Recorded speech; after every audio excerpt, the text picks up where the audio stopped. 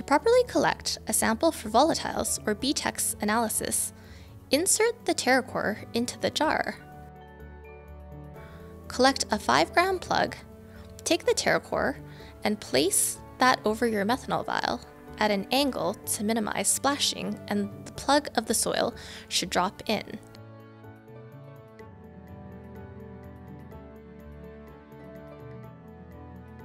Before capping the vial, ensure there is no dirt surrounding the lip and threads of the vial. If the seal is not airtight, it could lead to methanol leaking or evaporation. If the lid is not secure, two things can happen.